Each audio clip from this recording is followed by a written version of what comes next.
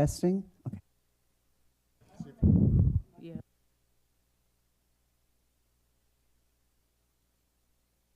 Okay, we'll go ahead and call this meeting to order at 9:31. So I guess we start with roll call. Thank you. Mayor Pro Tem Rocha, Here. Councilmember Torres Walker. Present. Thank you.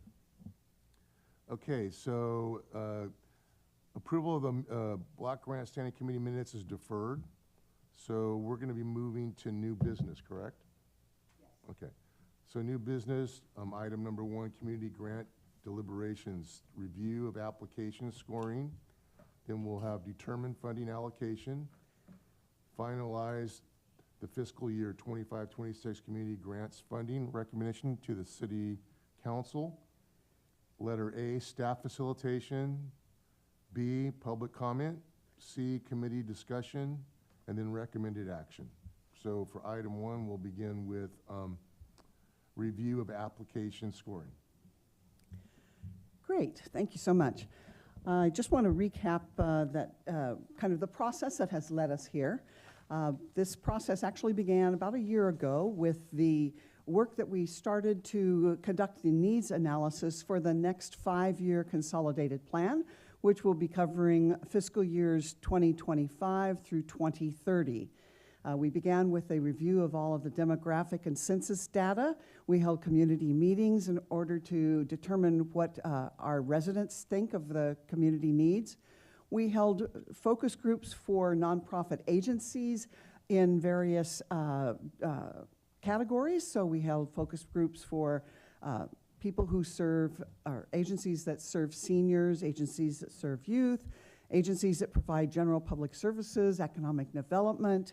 And a synthesis of all of this input then was given to you at previous meetings where you looked at the community needs as a whole, both from the perspective of our residents and also from the perspective of the data that is being shown to us that is presented from the census data and the conclusions about all of the housing CHAZ data that we get from HUD. We've already talked about the high priorities then for the city, which is really serving the most in need people in our community, those who have incomes less than 50% of the area median, with a real focus on those with incomes from 0 to 30% of the area median income, and also serving those who are most in need, such as abused children, people with disabilities, seniors, homeless individuals, and those with the highest needs in our community. You have then ranked, we put out a call for the applications back in October of last year. Those were due in December, and everybody applied. We got lots and lots of applications. Let me see here, our total applications, we received applications requesting $2,750,000, which I wish we had that much. No new request applications. We received $409,943, and we will be able to fund some of all of this. Your next process after you receive the applications was to review them. Staff initially reviews them for eligibility and completeness. And then council received a packet with all of the applications, reviewing them for the quality of the application and how best it meets the needs of the city of Antioch, as you've established. And then you ranked the applications, assigning them scores on the scoring sheet, which was published with the application, so that it was a score of 100 down to 0. And you've submitted all of those applications then to staff, and staff has aggregated those, divided by 2, and we now have scoring for all of the applications. That's been the process so far. Now we're going to look at the applications in rank order in each of the divisions of the types of applications. We're going to first look at all of the homeless applications, then all of the CDBG public services, the CDBG economic development, and then all of the housing programs. I'm going to switch the cameras.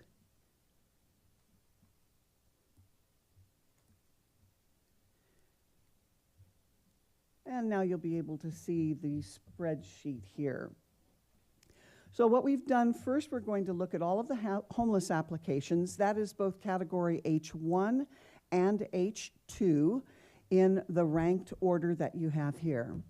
The ranking is on the left, and I've also indicated whether it's H2, which is prevention, or H1, which is housing and services for homeless. This is the way that the ranking fell out. Those that are shaded here in this yellowish color are the new applications, and the other applications are here. We have the amount requested in this column here. And then I've devised a couple of scenarios that might help to show you what could be done. And we have a couple of options in this category. Looking in descending order here by the highest ranking application, that would be for homeless prevention services, which is our emergency rental assistance that is administered by Shelter Inc. There's a tremendous need for this. The agency has said that the need in Antioch is actually about $250,000 a year. We only have $250,000 in this entire category from housing successor funds. So we look here in rank order, and we see that if we were to give everyone what they had asked for, we're doing okay down to here. Winter nights, safe parking program. Unfortunately, this depends almost entirely on city funds, and we do not have that amount of money to give them. We knew that this was going to happen because we were formerly able to fund them with PLHA funds and housing successor funds as a combination, but our PLHA funds are needed now in housing, and we have already expended the percentage that we said in our 5-year PLHA plan. We've actually exceeded that amount in PLHA funds, so we no longer will be able to fund this program. There is an ask in the PC and Public Services and Community Resources general fund budget for this program. If the council wishes to retain it, it would need to be funded from the general fund and not from this fund because we simply don't have enough funding here. So giving that a zero amount of dollars, we then can fall down to the next item here, which is the Share Community Mobile Showers. The second scenario, and this scenario was developed because if the Antioch Safe Parking Program goes away, the mobile shower support for the Safe Parking Program also would go away as well. However, this agency does provide showers, I believe, at other locations, and so it wouldn't negate all of their work. So we do have another option here, which is, again, to fund everyone at their asking amount here, and then we can reserve $30,000 here for an RFP for other rental assistance. We received a request for funds from St. Vincent de Paul. Unfortunately, it wasn't in time for this application process, but it is for rental assistance that is a little bit more nimble than the Shelter Inc. process. So feedback that we've received from the public is that Shelter Inc. isn't always able to fulfill the requests that people have, and it takes longer than the St. Vincent de Paul process. St. Vincent de Paul's process is a little bit more nimble. It's all done with volunteers. And so we could issue another RFP for this purpose. Anyone could apply for that, although there are only 3 purveyors of rental assistance in the county, and that's Shelter Inc., St. Vincent de Paul, and Catholic Charities. Those are the only 3 that I'm aware of. So that's another possibility. Feel free to do, if in this scenario, scenario A, we do have $10,000 left over that we could possibly put someplace else, or again, $10,000 is probably enough for RFP, but we don't have to spend every dollar that we have either, or it could be put up in one of these other categories. And that includes, we could put that other $10,000 up in more homeless prevention funding up here with Shelter Inc. So let's just take a look at that. I've given you percentages down here. We are in housing and services. We've got $50,000 right now in scenario 1. That's 21%. And in prevention services, we have the predominance of the money, 79%. In this scenario, it's 14%, and right now it's 86%, but that amount, of course, then would increase to, no, that would be the amount. Okay.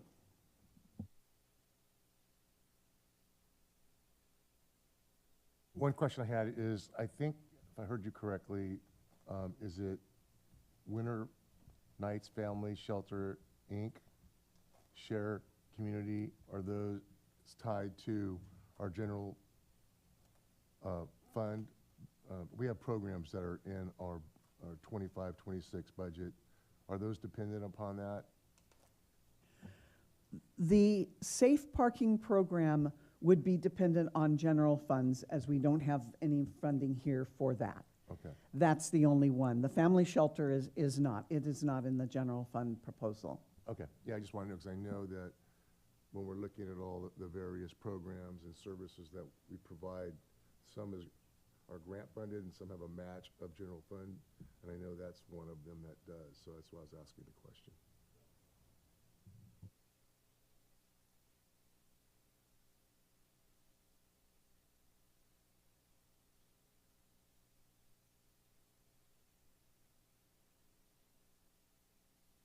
Well, yeah, yeah. No, I could see the spreadsheet. I just was going back through the application because I was seeing you said we could potentially just add more to Shelter Inc. Is it for homeless prevention programs? And I was just going back to the application to be able to understand how many individuals are who actually identify as facing homelessness in Antioch are actually receiving the resources from Shelter Inc. And it seems that the goal for Shelter Inc., I'm assuming this is a 2023 quarterly progress report, that they actually, let me see, 24, 25, 22. So it seems like they're probably helping 341 individuals. It's saying the fiscal year 24, 25 second quarter report that they serve 341 individuals. I don't have that in front of me, but And that sounds about what they and then for the fiscal year 23, 24, if we go back, it stated they served 851 individuals. Are these people who received rental assistance? Yes, So are you looking just on the Antioch number? Only the Antioch number, Okay, because okay. if it's Antioch money, Right, it should serve people in Antioch. So I'm only looking at okay. the Antioch number. I guess what I want to explain to the public is the way I looked at these applications is I looked at them solely based on, are they serving a majority of Antioch residents with the funding that they get from Antioch? And in the Shelter Inc. application, the 23-24 year was 851. And the 24-25 year, I guess, till now, they say 331. Do we actually know what those services were? So was it rental assistance? Was it? All of it's rental assistance. So that's basically like checks that they cut to people. Not to the people, but to the landlords. To the landlords. Mm-hmm. And the total amount of the funding that they received, which was 145. 145 originally, and they requested another 145 again. Right, yeah, we've been funding them at about 145 every year. And then you mentioned that if if we wanted to move some like leftover funds around, it could go out in RFP, and there's a potential for St. Vincent de Paul to provide rental assistance as well? Yes, I've talked to them for quite some time about doing that. They need kind of a flexible source of funding to be able, they meet people in their homes and do a very fast turnaround of funding. It seems like a nice complementary funds to and process to the Shelter Inc. process. So is that scenario B towards what Council Member Torres Walker is speaking to? When I see yes, when I see the reserve 30,000 for RFP for other source rental assistance, that would potentially be that Could, scenario. yes. We would invite anybody that does rental assistance to apply for that amount of money and tell us how many they could serve and whatnot. But my guess is St. Vincent de Paul might be the only one that applies because Catholic Charities is not located in our area, and Catholic Charities also funds money to St. Vincent de Paul. So it's all part of the Catholic structure of Hope Conferences. And the focus is to keep people with rental assistance in their homes. In their homes, housed, so you don't become homeless. Okay. How will we know? Well, I guess because based on the data that's provided here for race and ethnicity, it tells us which population is actually being served. Do we know if the population being served by Shelter Inc. is in those census tracts? How do we know if they within the census tracts for area of service in the city? So we know. We don't have that data. No one reports on the actual addresses of the people that they serve. So we don't have any sort of breakdown by census tract, only that they're lower income, and we have the indication on the spreadsheet there which income categories they fall into for their annual income. So you can see on the quarterly report how many people at extremely low, very low, the 0 to 30 and the 30 to the 50. So.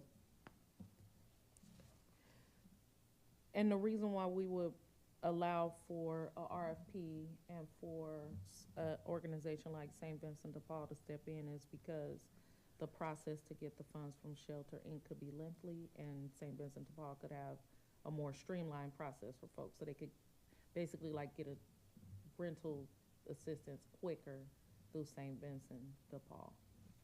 That is correct.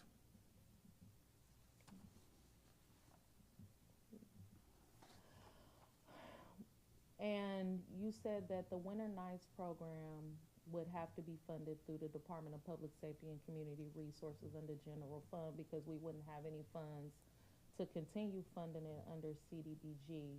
But that would also eliminate the $20,000 request from shared communities for mobile showers because it was tied to the Winter Nights. I don't want to say it eliminates it. That's not my call to make, but I will say I know that the share community was planning on or is providing showers. I don't think they had gotten that program up and running yet at the church. So I know that they were going to be doing the parking lot program showers. And I don't know, in their application, I don't remember what other work that they do here in the city. You may be more familiar with them than I am. They're a new applicant for me, so Yeah. I just don't know. I am familiar with Rika and her team and the showers, and they actually it's a mobile shower, so they provide those services for unhoused people. I think currently on East 18th, but the shower can be moved around. And they actually have a lot of success providing people these showers. People could shower, people could get clothes, people could get hygiene products. People have been able to like get jobs. People actually who are unhoused, who live on the street, use the showers so they can actually be clean when they go to work, because now they have a job and they trying to get off the street, so. Yeah. Then that um, makes sense that you might want to keep it. I would recommend, actually, Mayor Pro Tem, if it's okay with you, keeping it in there. Yeah, my only question was, I was trying to recall, I believe we, earlier, in one of our council meetings back in maybe March, I think we authorized an increase to that program. I do have a little info on that. I I think, thought we increased it from the year 25 to year 26. I want to say it was like 80,000 or Yep, somewhere in right there. Yeah, here. Is that that's through the Department of Public Safety and Yes. Community Resources? Yeah, too? so it yes, they wasn't- have a contract here of 81,800 That's right. for unhoused resident services. I do see that it expires, or the term of service ends in September 2025. Oh, it's 2025. Yeah, That's this year. And so I don't know what's in the PCNSR budget, if there's budget for that currently or not. I believe there is, that was the reason why I was asking that question. So maybe Well, we should leave it in. I mean, Yeah, we based on talked, what- yeah. we talked about it, Yeah, but we haven't approved the budget yet, true, Right. true, okay. so, So it's dependent. I'll just say, Yeah, we yeah. got a couple more weeks to go, and if we don't officially approve the 81, so. And okay, because I think I believe right now it's up for discussion to proceed forward with that. And I thought that would take us to December of 25, like extending it to the end of the year is what I thought it was. Maybe I misunderstood that.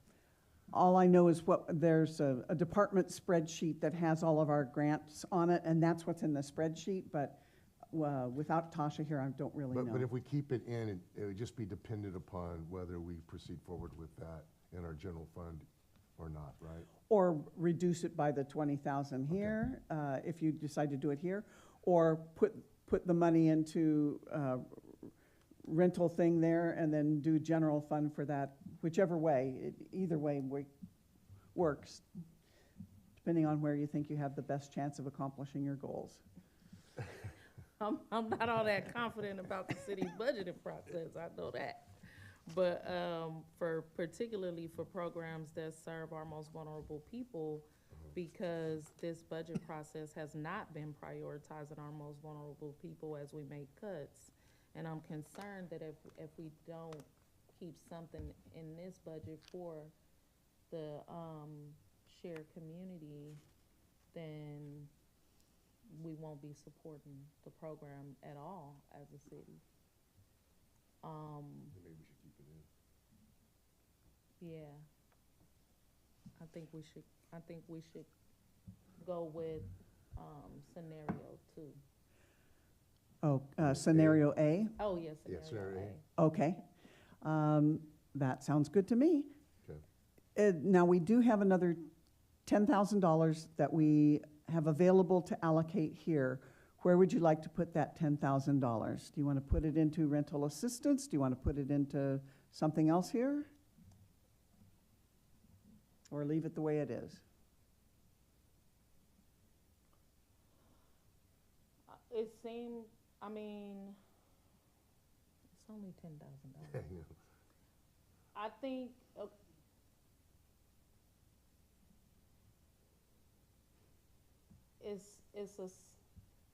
it's not a significant amount, but every little thing helps. But I also understand what you were saying is like, even if it's 10,000, you would need to have you would need to be able to track that spending, right? And like, you would need to still have the infrastructure to be able to do that.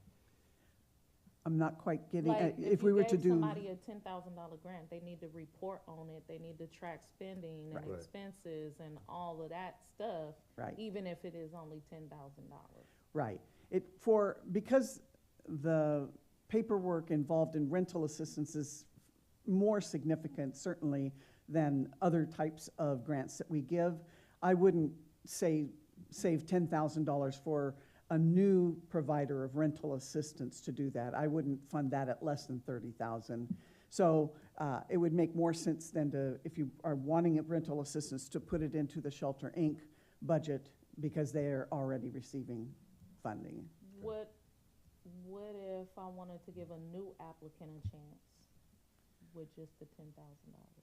For rental No. assistance, it doesn't make sense. Oh, It's- the 10,000 need to go to rental assistance? No, you can put it into any of these here, but we don't want to open up a whole new application process. Oh, no, that's Yeah. not, I meant a new app, like, so we have, I was thinking more of like people on the low totem pole, right? Like they didn't get a super high score, but I know they serving people in the community. Well, I mean, facing homelessness. That's what I was thinking. But I know that's, but it was 42,000.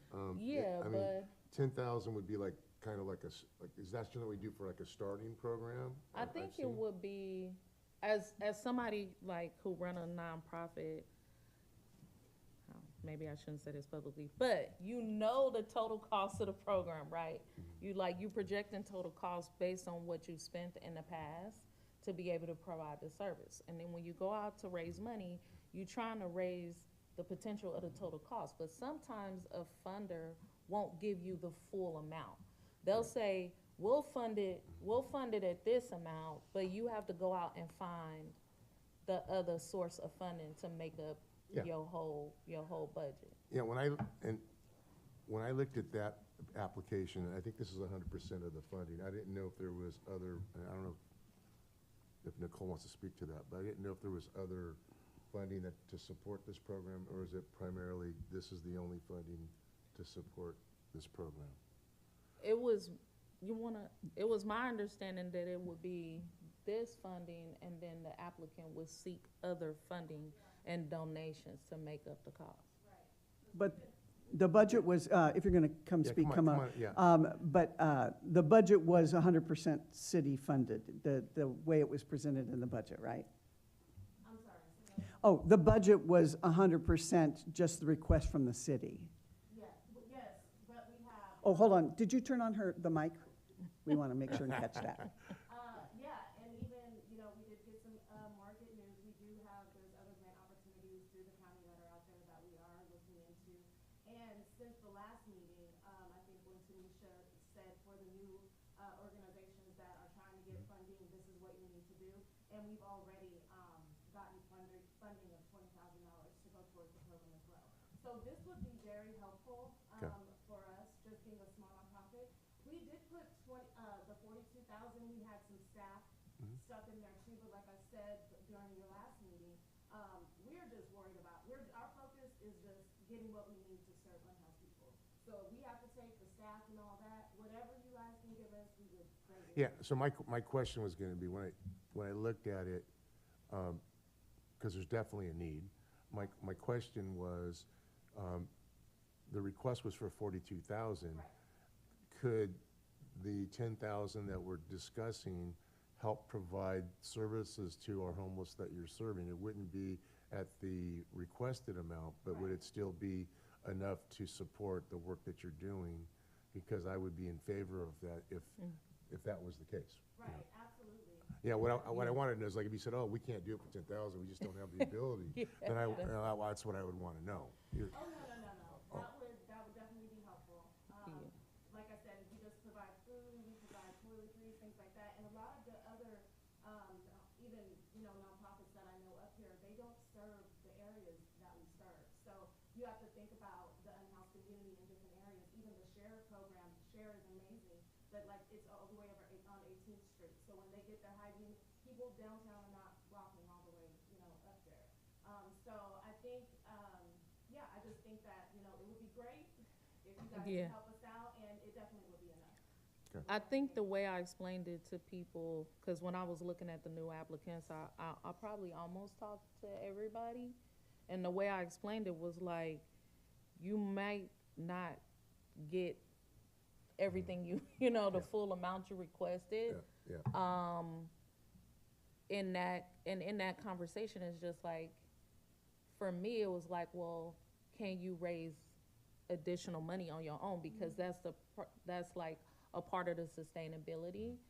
And just hearing that Facing Homelessness has already submitted different applications at the county level for more funding and has the potential of, you said $20,000? Right.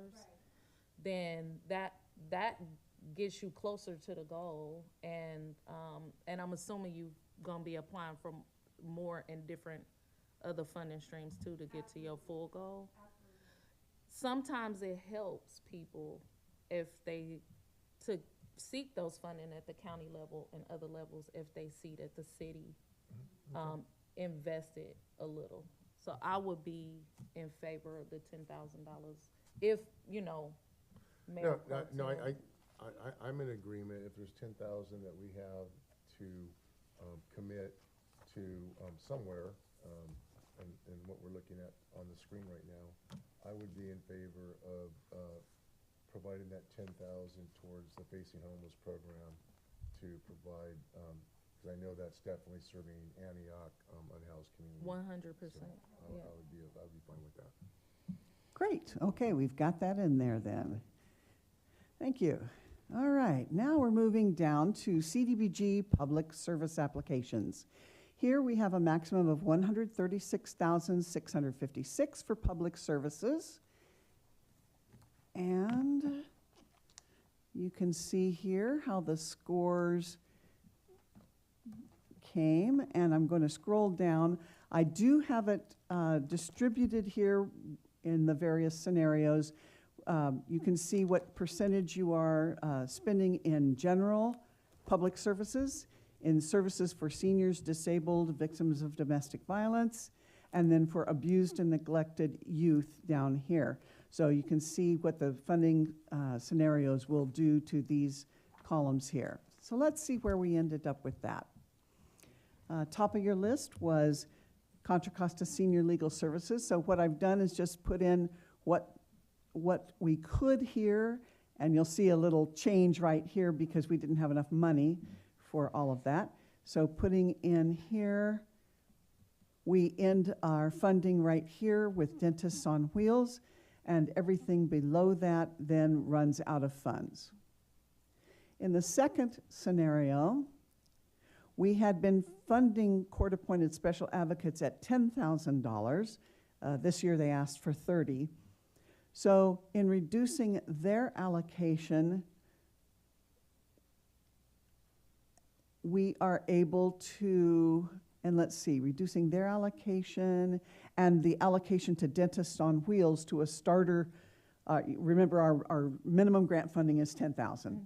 So reducing those two asks, we get down to empowered aging, which is ombudsman services, which serves people that are in care facilities, which certainly has been a priority. And it also gets us to be able to help support Bedford Adult Health Care, Day Health Care Center, which is here in Antioch as a local Antioch nonprofit.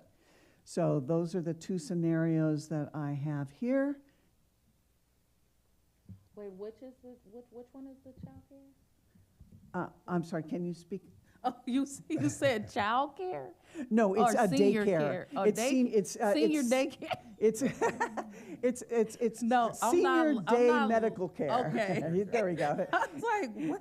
Wait a minute. Adult day health care services. Got So, it, got yes. it. It's primarily they serve people with dementia and various types of severe disabilities that it gives the caregivers some respite to be able to have their loved ones in a care program and still have all of their medical needs met.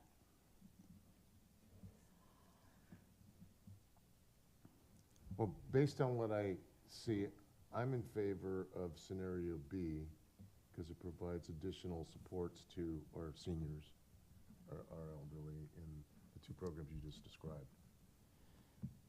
And by moving the one program that was requesting 18,000, Dentist on Wheels, which I'm a support of, but by moving that to 10,000, then it allows us to provide 10,000 to two more agencies, support providers for our seniors. Yeah. I mean, I already was thinking scenario B because, you know, we can't we can't leave youth or seniors out. It's like we have intergenerational service capacity. So I'm in favor of scenario B as well. Okie dokie. I forgot to. All right. All right. Well, that was easy. That's our fine. All right. Now we're looking at economic development applications, which may interest some people. You can see the rank order here. Opportunity Junction came out on top. We've got Renaissance, Cocoa Kids, Monument Impact. And in scenario A, well, there's really only one scenario because there's certainly not enough money left for the We Care program here. $125,000 allocation gives us a 14%, which is right at where you were saying you wanted to be. So that one, unless you want to change anything around. No, I'm in favor of what I see on the screen.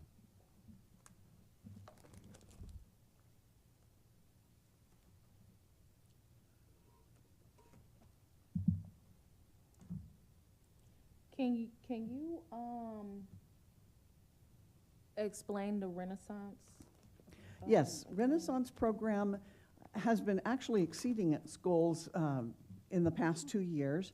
They provide small business development assistance, primarily for persons of color and Spanish-speaking small businesses. What they've been doing is working with people who want to establish childcare businesses, who want to establish maybe house cleaning services, lawn care services, any type of a small business here in the city of Antioch only.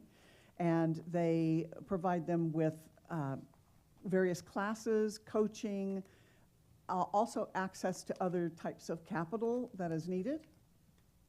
And they've been doing, exceeding their goals. Monument Impact has been under their goals the last 2 years, but they think that they will be able to meet their goal this year.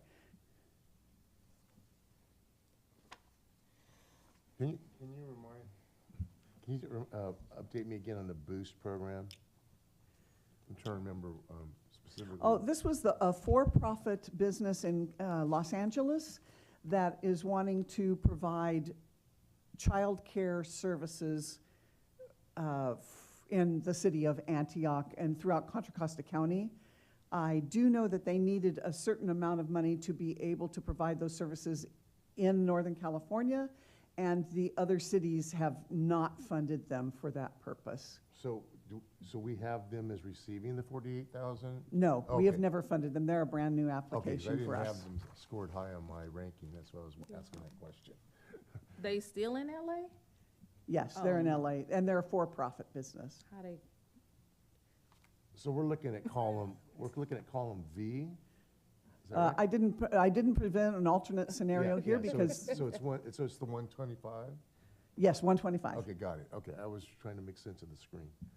So you indicated your support, Of I guess would be column V, the 125,000? this one, yeah, this one right here. Yeah, that's what I'm in favor of that. And Councilmember Appreciate it. Walker, are you thinking?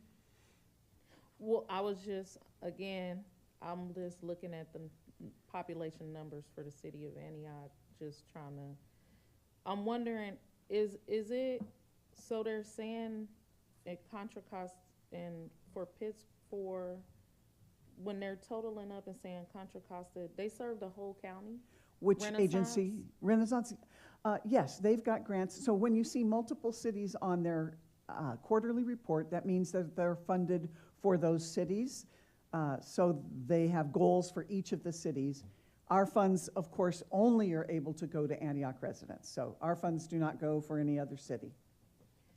And when you say that Monument Impact was having challenges reaching a goal, does that mean like the money roll over? There's to another cohort? What happens to the funding when they don't reach their goal? It's not uncommon necessarily for agencies not to reach their goals. Not to reach their goals for 2 years is a little bit more uncommon. So no, they still are doing the work. They just aren't able to get enough people to meet their goals.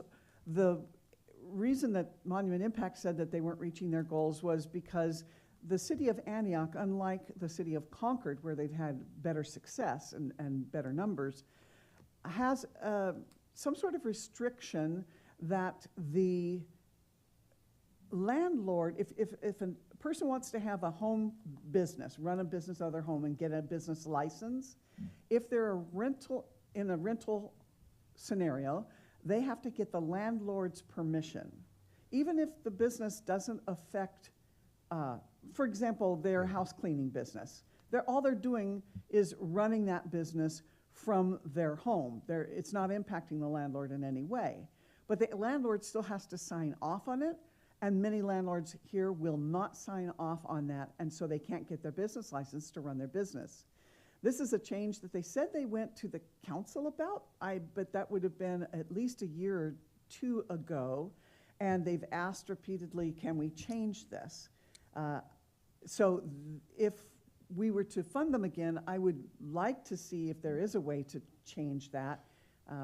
Yeah, I actually asked Julia and you to provide that information so that we could bring it up for discussion at the council level, because I understand there's language like you can't have, you know, an auto, like doing auto work in your garage, or, but if you're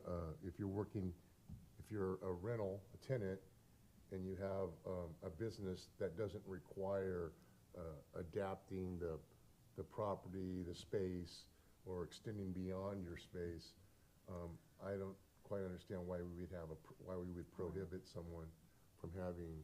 So to me, I'd like to bring that up with council for discussion. And I know when we met previously, I had asked that question, and then Julia had sent me the information about it.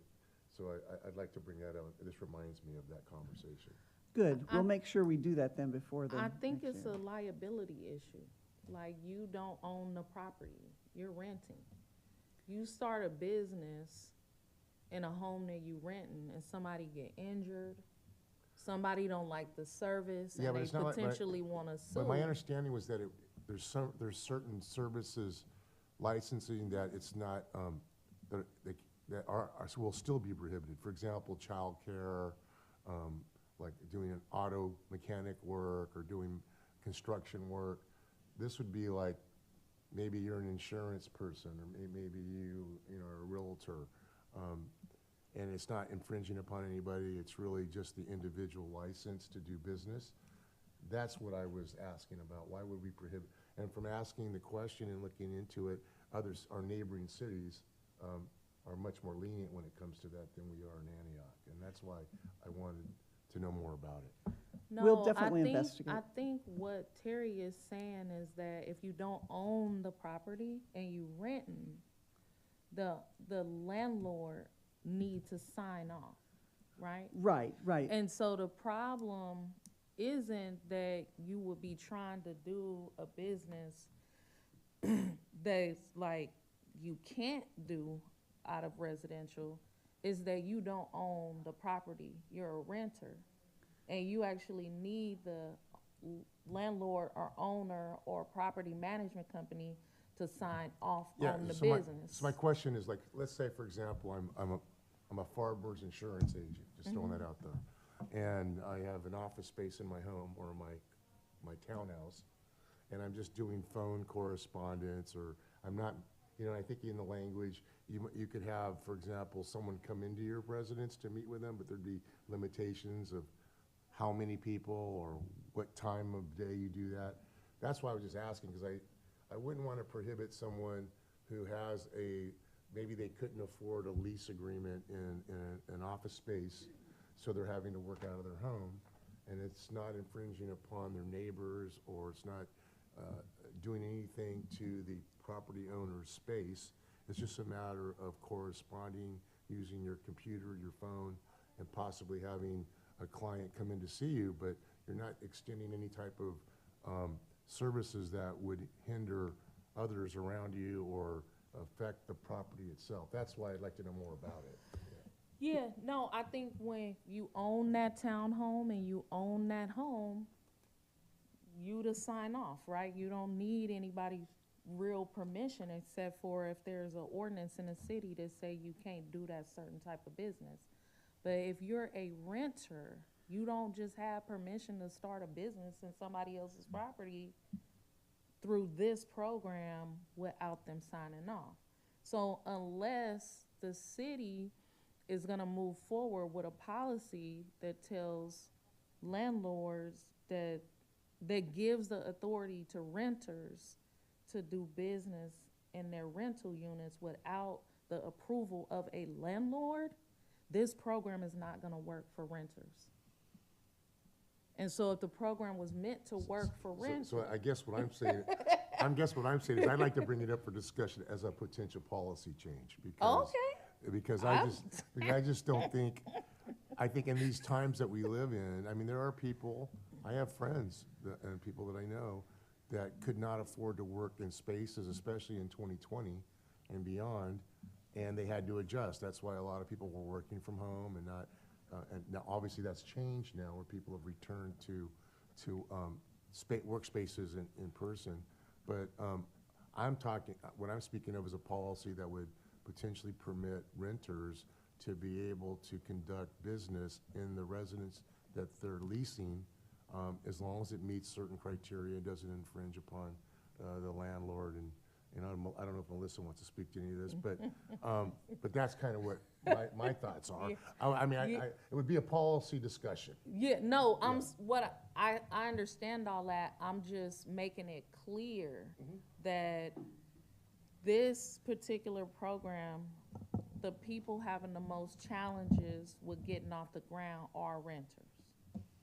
So we would need to propose a policy across the city that would allow renters to be able to stand up businesses in units that they're renting or leasing without the permission of an owner or a property manager. I agree with you. I'm just saying that's the policy to move that we need to make. My only concern is that they have for 2 years not been able to meet their goals, and then we're gonna refund the same kind of project when we currently don't have a policy in place that would allow it to be effective. So I'm not saying, I guess what I'm saying is like, and maybe the policy was needed 2 years ago, and I don't know where the money is, because if they've been under their goals, what happens to the money when they under their goal? Do it come back to us? Do it stay with them? It stays with them. I mean, they're still working at it. They're still working with the various companies or small businesses that want to set up businesses here, and some of them are able to, and some of them aren't. They just have to sort through the candidates more closely to make sure that the renters either are able to do it or able to get the landlord approval for that. Some of the landlords will make it, but some people don't. And so it's not like they're not going through the processes. They are. They're still, doing the intake of the businesses and trying to get the process through, but the goal is that they actually get their business license. So that's what they're reporting on. And the background work to get that is they're doing all of that. It's just not getting the business license because the landlord won't sign off. So it's really subjective. It's up to the owner to determine if they want to do it or not. And so because of that, less residents are able to be entrepreneurs. It just depends on who their landlord is, right? So it's subjective to the landlord to decide yay or nay. So depending on who your landlord is or where your property that you're leasing or renting, it's ultimately up to the landlord or the owner, right? And some say yes and some say no. Correct. Yeah. So we can definitely ensure that we get on to investigating the wording of the Concord ordinance or whatever it is that makes this possible and compare it to ours, see what the differences are, and then bring that back to this committee to see what you think of it. That would be my Yeah, request. I would like that, cause I'm looking here and I'm like, $20,000 from Antioch. I'm assuming this was the The last quarter that we have, last quarter. So, and I think they had 2 at that point, right? yeah, well, right now it say they served 4. 4, okay. What did they project? How many did they? That's on the left-hand corner, and it says 6. Okay, so they said 6. And what's their goal in Concord? Their goal in Concord is 15. Yeah. That's the difference. And I'm assuming that it was that goal because they know that they are backed by a public policy that would allow people to just move forward. Yeah. Okay. Well, as long as we figure this out and make it work, because 2 years not reaching your outcomes, and then we give more money without understanding if people are actually gonna get. Is it more funding than they've received previously? No, No. that's the I same. mean, so I think the answer that we just discovered in this discussion has to do more with the policy of what landlords have the right to say yay or nay, whereas in Concord, as the example, they much have a higher success or meeting their goals because of the policy in their city. Yep. So I think it's worthy, but I think have an entrepreneur program in our city is a good thing, even though it may not be at the number that they are targeted or hope to achieve. To have the opportunity for entrepreneurs to get started in their residence where they lease or rent, I think is a good thing, in my opinion. So I think we should at least look into it, and. So we're I'm good to fine- go I'm go fine forward where with we're at. this? Yeah. Okay. Yeah, I don't see any demographic data. Is that available? It's on the quarterly report. Their Do you know what page? Cause first page, very first page shows the income levels of the businesses, and the racial data is probably on the second page.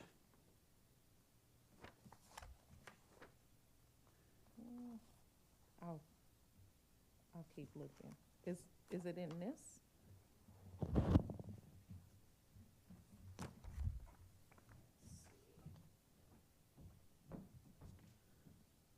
Oh, no, that's the application. No, here. So like This is Renaissance.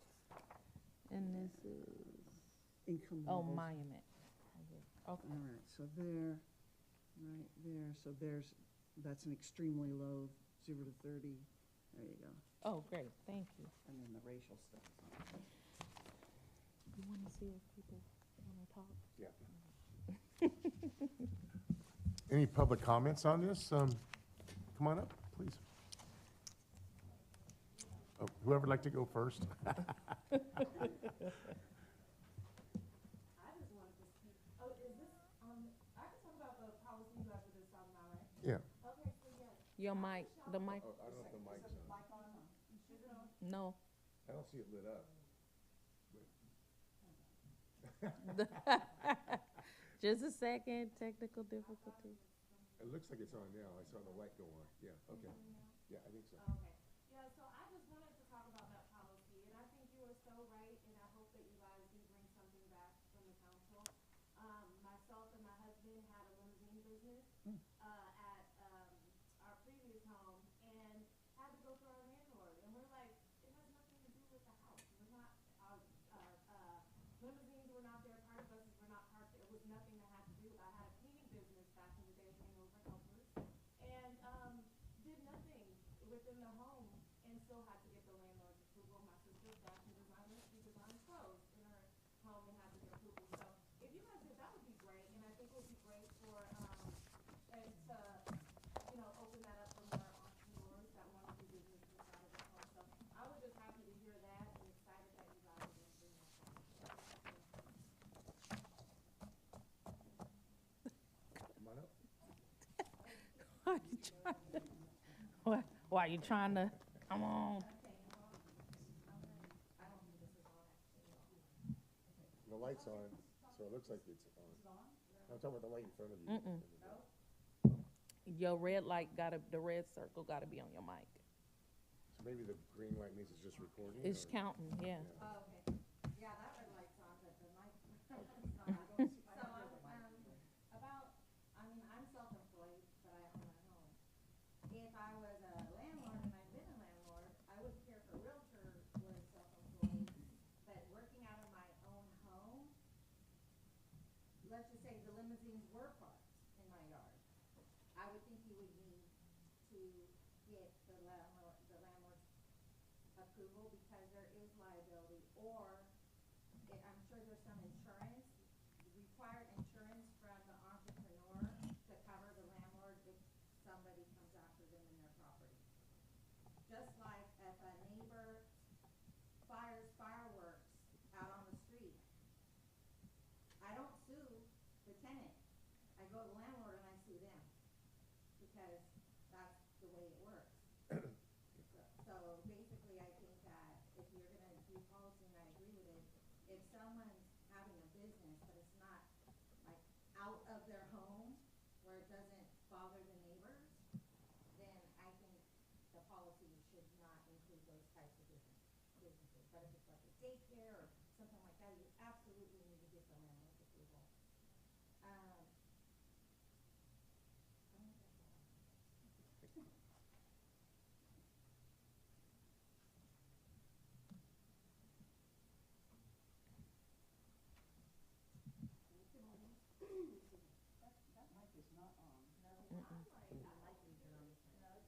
Let me check in the back. real quick. That's okay, I'm gonna just record from here. It would be lit up on the top as red if it was Yeah, on and it's not on. Right on the microphone at the very top, it would be red like these are. And so I don't know why it's not on, but.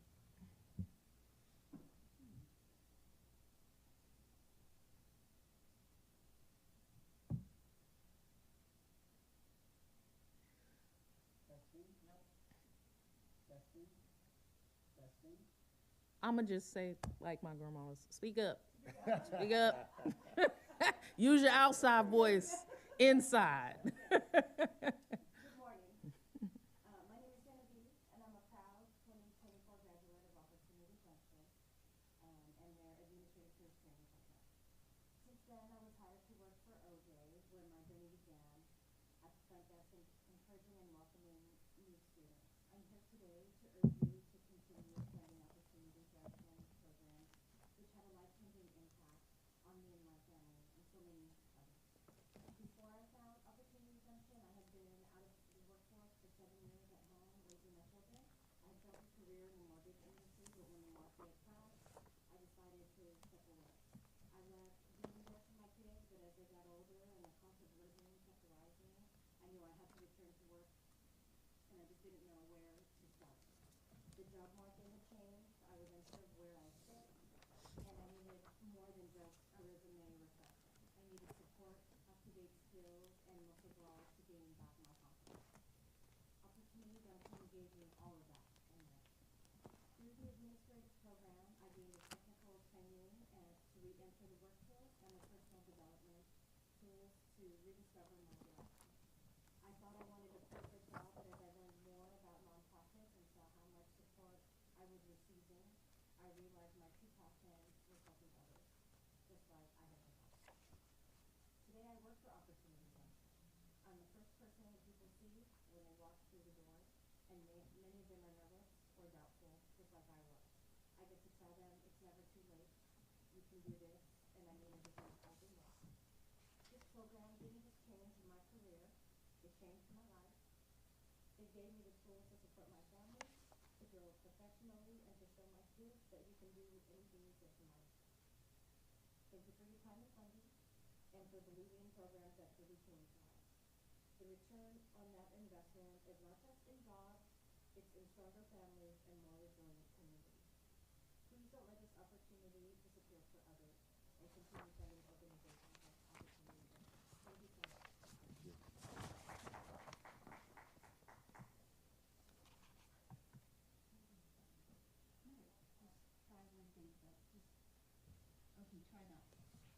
It's on. It's red. Oh.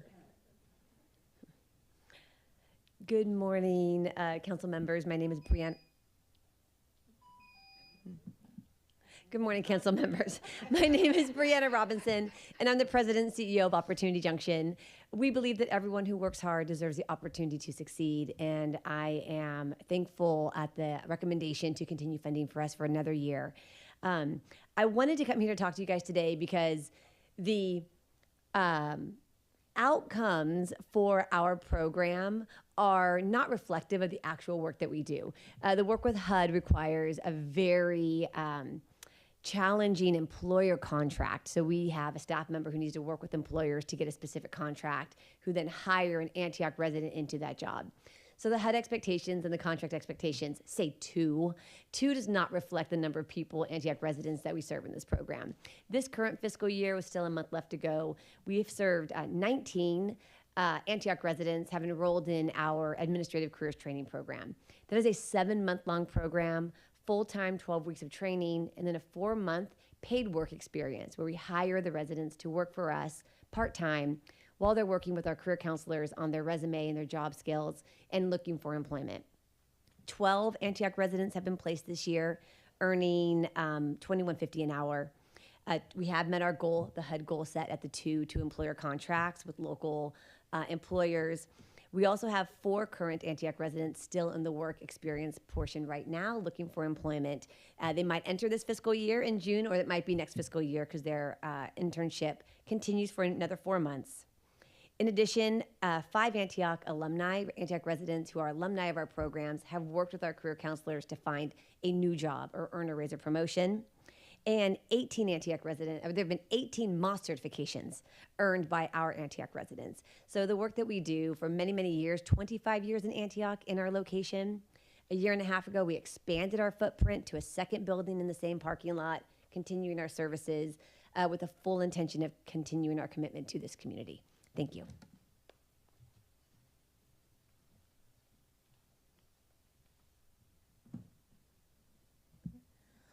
Are there any other public comments? I don't see anyone else. Well, thank you, because I was gonna say, 3 people.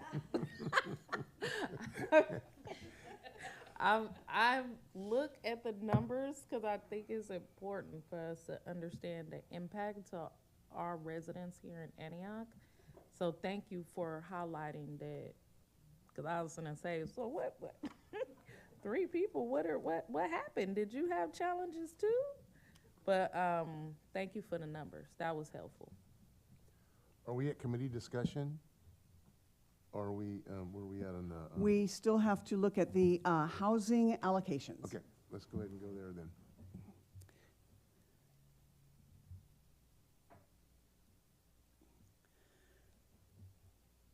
Okay, so everything now in our spreadsheet, we're getting filled in with all of our CDBG and our homeless numbers here. So now we're down to our housing programs. So here we go. Okay, we have the ADU Accelerator Project. This is funded through the PLHA program. We have already started that program. It was something that was part of the council decision for the whole plan. So this is basically just a nod to, yes, we are going to fund the ADU Accelerator Program. And what that is, although you have the application, that's the matching funds to the Senator Glazier's grant funding to encourage people to build backyard accessory dwelling units. And the Glazier program has an incentive of $15,000 of a grant. If you build it and sign a grant agreement that you're going to be renting to lower income renters for a period of 20 years, and the PLHA program doubles that, so a person will get a $30,000 rebate upon completion of the unit and recording of the grant deed that restricts the rental to the lower income individuals. The next one is the Bay Area Affordable Homeownership Alliance. This one is also partially funded with PLHA funds.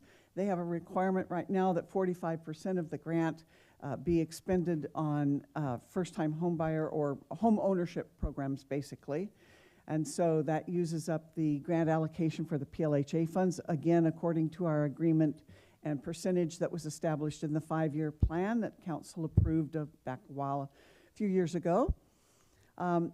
Optional here then is we've got, this is CDBG funding that is prior year funds to be expended. So the balance of this funding serves two different populations. The CDBG funding allows for homeownership opportunities up to 80% of the area median, and the PLHA funds serve up to 120% of the area median. So it's more like workforce housing in the city. So that provides a balance of lower income home ownership as well as just slightly above more median income home ownership opportunities there. The last one is our housing rehabilitation program. I've changed this to be fully supported with CDBG funds. That allowed us to meet more of our goal in the home ownership program. So that's a CDBG allocation and the remaining residual funds that we have here. If the CDBG program isn't funded for next year, I wanted to make sure that we put all of our residual funds into programming just in case so that we don't lose any money if HUD shuts everything down. Normally we keep back several $100,000 for contingencies, for emergencies, for whatever purposes, but this year we're leaving, as you can see here, a zero balance in play and putting all of our funding into the programs here. Here, let's see, this is housing successor. Yeah, this is the only funding that we have proposed here. I'm going to take that out. So discussion on that. Oh, excuse me. For the habitat, we have this $75,000 an EECBG grant here. This would be the second year of it.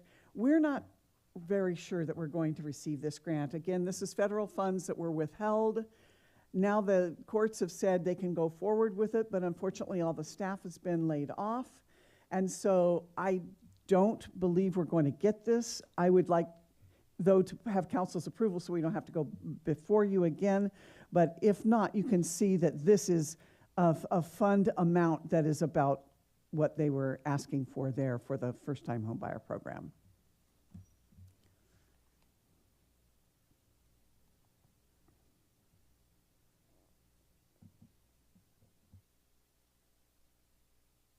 And that concludes my presentation.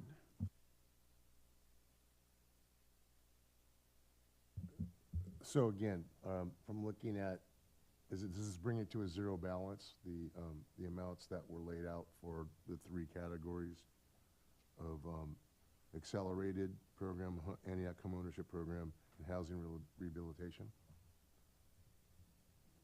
Yes, everything, this one here, hold on.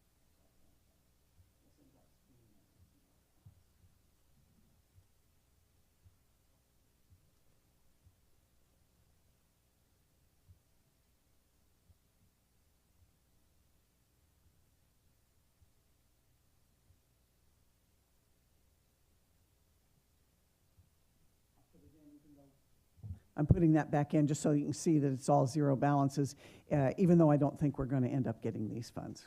Okay.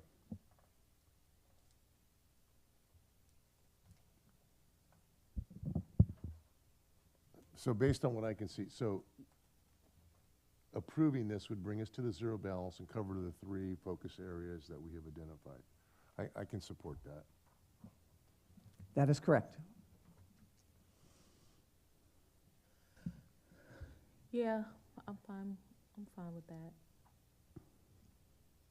Okay. Well, great. I think that we have our recommendations for the city council. Now, one thing I did want to speak about is what's down below, the HOPE. Yes. Because one of the things that, and I did communicate with you on this, my understanding is the Hope Solutions, the 1,064,810, is not going to proceed forward. And so what my interest would be to bring up for discussion, to bring to the council, would be to reallocate those funds towards the acquisition of the Comfort Inn that's as part of the Home Key project that we're applying for. There's a $750,000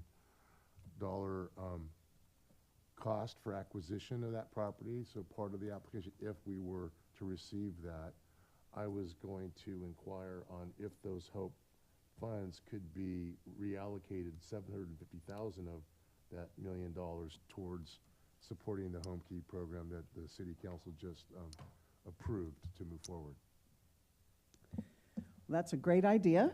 The Hope Solutions, that funding of $1 million and change, it definitely can be used for anything that is creating new permanent housing for homeless residents or permanent housing for anyone that's lower income. So we would be able to reallocate that. We don't have an action item on the agenda, but if we meet again, as I hope we can in another week or so, we can put that on as an action item to secure those funds. My main concerns are that the funding that for Hope Solutions here was supposed to have been expended before April 30th of this year. HUD gives us certain time frames to expend our money, and we can't have over 1.5 times of our grant amount on hand by April 30th of each year. So the main concern would be, right now we're not in compliance with HUD's regs because we had this amount on hand and it wasn't expended. By the second year, if we don't expend it, HUD has the right to take those monies away from us. So we would lose that $1 million. So what it will take is very carefully looking to see what is the timing of the grant application, how fast the state reviews it, and more importantly, how fast they get into contract with us, because it has taken the state in the past sometimes upwards of 6 months to get into contract. The acquisition process should be fairly quick, I would think. So maybe that's a 30-day closing or something of that nature, but it all needs to happen by April 30th or very soon afterwards. If we can convince HUD that we have this in the works, it's been approved, we're acquiring it, and we're only, a month or so out of it, I'm sure that they would find that to be, well, I would hope. In the past, they would have always thought that that would be fine. So those are the only concerns I have. And the other question I had regarding reallocating those funds would be to is it Grace Arms? Is that the other project that would provide housing in one of the faith group churches? So if, for example, let's say we don't get the funding, we don't get the application granted for Home Key, could funds be reallocated to support that particular project, Grace Arms, or any other project for affordable housing, or just construction of, I think it can't be used for construction, but it can be used to acquire. Yes, to acquire the property. So I just want to know what our options were. We're looking at Home Key. That's an application that may or may not be granted. What would be the other possibilities if, in fact, that doesn't work out to our advantage? So Grace Arms was already allocated over $1 million, I think it was 1.5 million in housing successor funds last year for their project, and they're eager to get into the pre-development phase of that. My original thought before the Home Key application came on board was to expend these monies, switch out the housing successor funds with CDBG funds for Grace Arms project to get them going on that project. And that way we would retain the housing successor funds for later use. However, I know that Grace Arms wants to get going now. They've been waiting patiently while we found out what was going to happen with the Hope Solutions funding. For them to wait to do any pre-development work for another 8-10 months while we wait for the state application probably isn't realistic. We can talk with them about that and see, but they are eager to apply for other state funds, multi-family housing funds. They're eager to submit their application this fall in October to the county for funding the Antioch project. And they won't be able to do any of that without getting some of this pre-development work done. So my suspicion is that they will not want to wait for these funds. So that means we might be left, if this project wasn't funded, with $1 million that we don't want to lose. Right. In What's- which case, What's the Grace Arms ask? What are they, what is it that they're looking to receive in order for them to proceed forward? Is there a dollar amount? that They we're- originally asked us for 5 million. Oh, is that right? That wasn't gonna happen. Okay. I think like, cause we wanted to, myself and former council member Barbanica, we wanted to, split the opportunity to give ourselves more chances of permanent affordable housing than just put all our eggs in one Right. basket.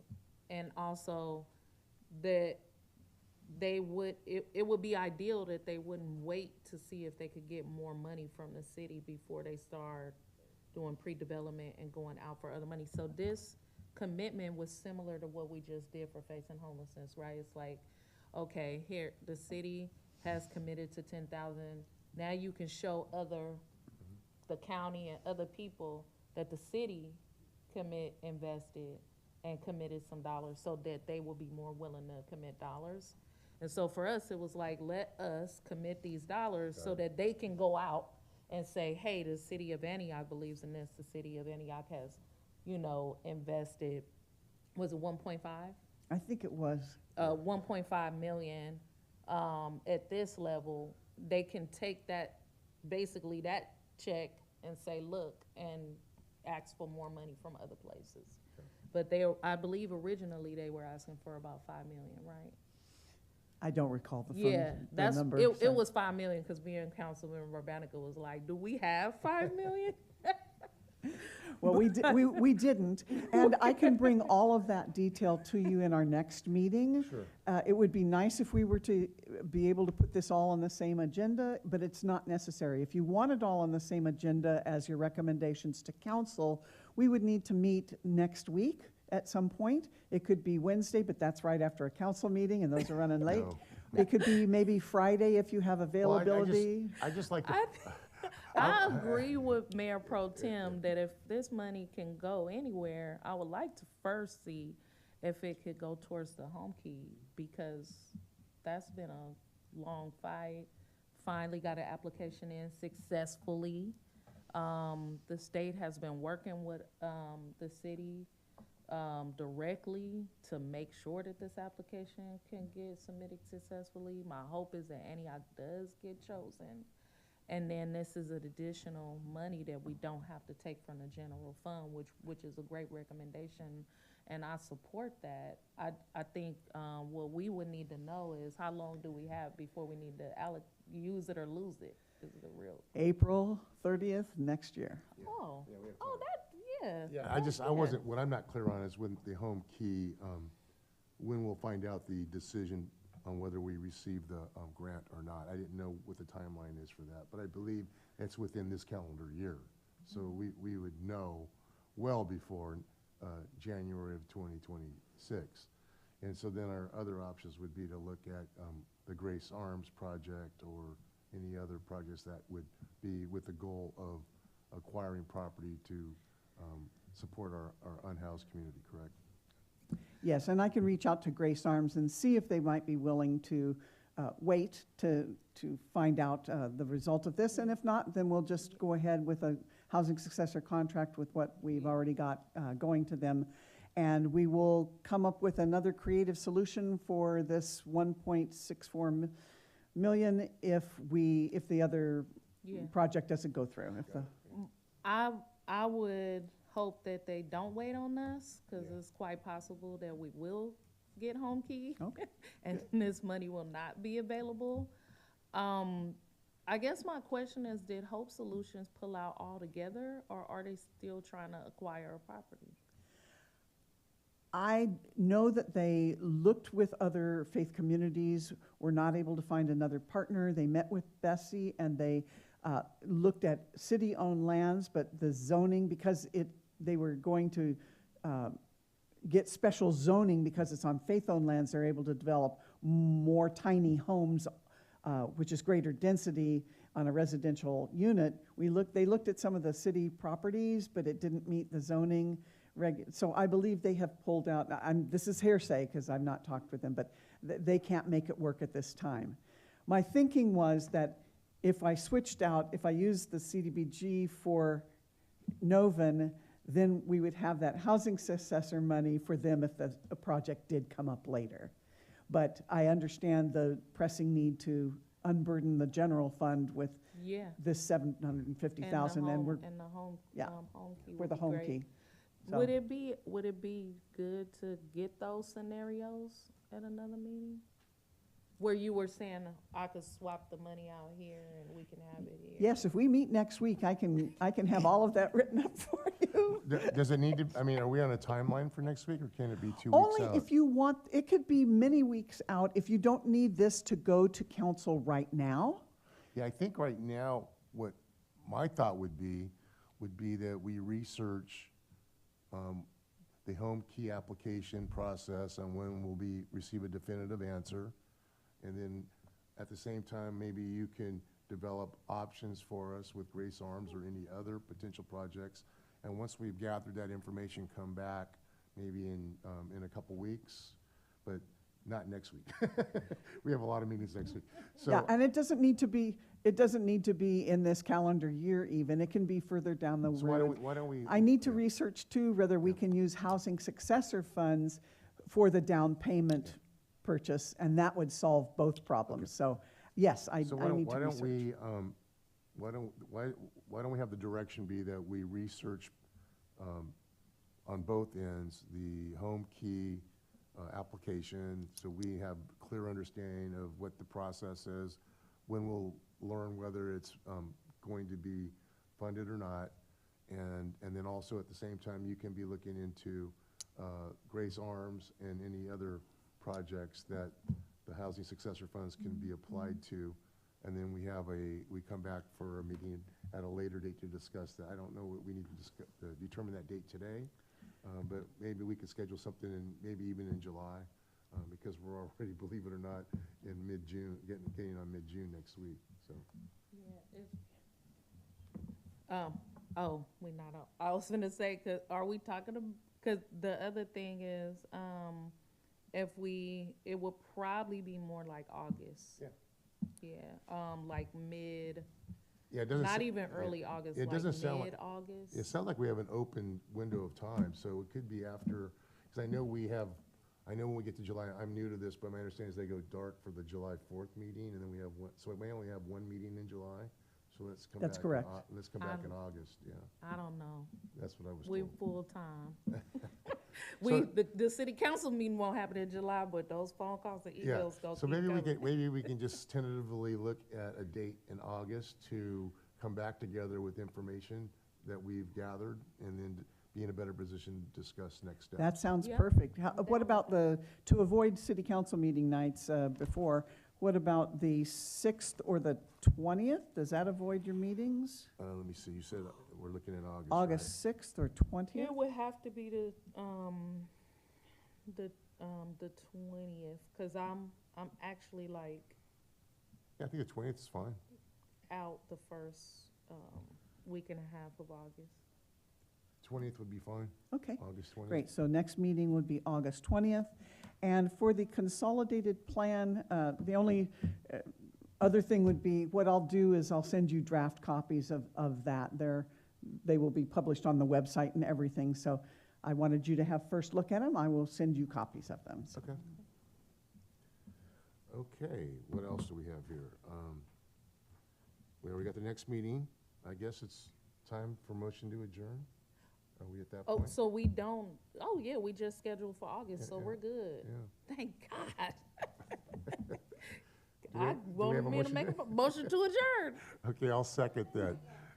All right, motion, meeting adjourned, thank you. Thank you.